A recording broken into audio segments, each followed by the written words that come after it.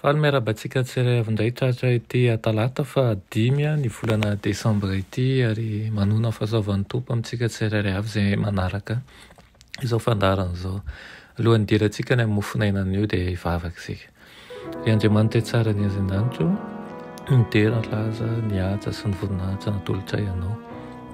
Misaotra tompo satria mbola avy aminao ny fofinaina mahavelona, avy aminao ihany koa ny fitahiana rehetra ka dia faly izahay afaka miantso anao n'ity maraina ity, mangataka ny fanatrehanao feno. Mangataka aminao ihany koa mba mela ny fahadisoana sy ny elokay rehetra, aoka ny fanahinao masina hiasa aminay tsirairay avy. Aminaran'i Jesosy, amen. Lohatenin'ny mofinainantsika androany dia manao hoe ny zanak'olona. Nalaina amin'ny Koritianina faharoa toko 9, andiny 7 manao hoe fa fantatrareo ny fahasoavan'i Jesosy Kristy tompontsika, fa na dia nanan-karena aza izy dia tonga malahelo noho ny aminareo mba hampanan-karena anareo ny alahelony. Amen. Na dia fanehoana ny famirapiratany voninahitra ny ray aza i Jesosy dia tsy nataony ho zavatra nofikirina mafy ny fitoviana amin'Andriamanitra, fa nifohana ny tenany tamin'ny nakana ny endriky ny mpanompo, hoy ny tenin'Andriamanitra. Ombeny izay tsy tamin'ny mpisalasalana no niainan'i Jesosy ny fiainana ambany sy farany ambany indrindra, fa niara nandeha tamin'ny olombelona izy ary tsy nitopoina fa ny raha nanompo ny zanany kosa. Teo amin'ny toetrany dia tsy nahitana mihitsy na dia avonavona kely aza na ihany koa hoe fizahozahoana kely aza teny aminy.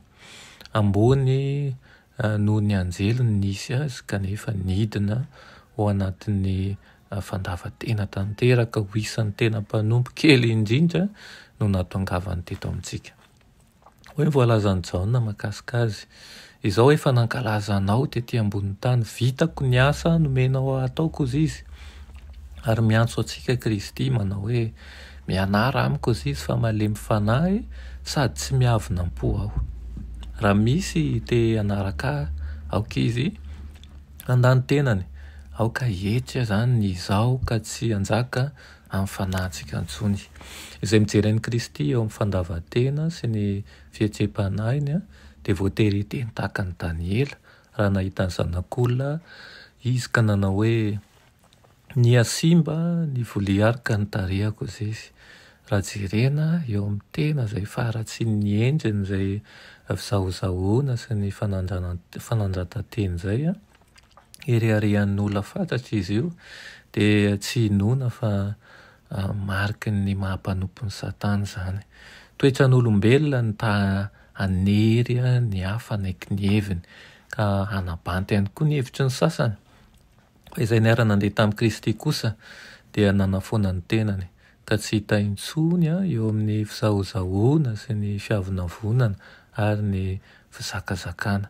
Fa angina sady ho tony kosa ny fanahiny. Amin'izay dia voatolotra hanjakan'ny fanahy masina ny fo ka dia tsy ao an-tsaina intsony ny hoe hanandra-tena na anao koa namana ho tohatra fiakarana.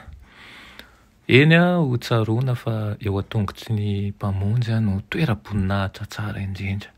Dia mibanjina ny Jesosy ka miandry ho tantanina sy miaina ny baikony mandrakariva. Aoka ho tsarovintsika mandrakariva izany amin'ity maraina ity. Atsapahantsika fa ilay mpanjaka ny mpanjaka aza nidina nanetry tena farany ambany mba atsapahantsika fa mamonjy izay eritreretin'ny olona izay farany ambany amin'ny fiarahamonina ihany koa izy. Nasaina ihany koa tsika izay mpanara-dia azy izay andeha tahaka ny fanandehanany ihany koa. Mianara amiko izy fa malemy fanahy sady tsy miavonam-po aho. Aoka isika hianatra na mitoetra zany amin'ny fomba fanao ka na fomba fijery vaovao ny amin'ny fomba fiainana mandra-pahatonga an'i Jesosy eny amin'ny rahony lanitra. Afaka isika sotranao izay ray fa nomenao an'izany teninao izany indray. Misaotra izay taridarana anay, mankahery anay ary mampiseho anay ny tokony alehanay. toanao amin'ny tananao mahery izay raha oka ny fanahinao masina hanolo-kevitra sy hananatra anay mandrakariva. Da io ny tokantrano tsirairay avy izay manaraka izao fandaharana izao. Ao tokantrano feno fitiavanao, feno fahamasinanao ary koa feno fanetretena avy aminao. Anaran'i Jesosy, amen.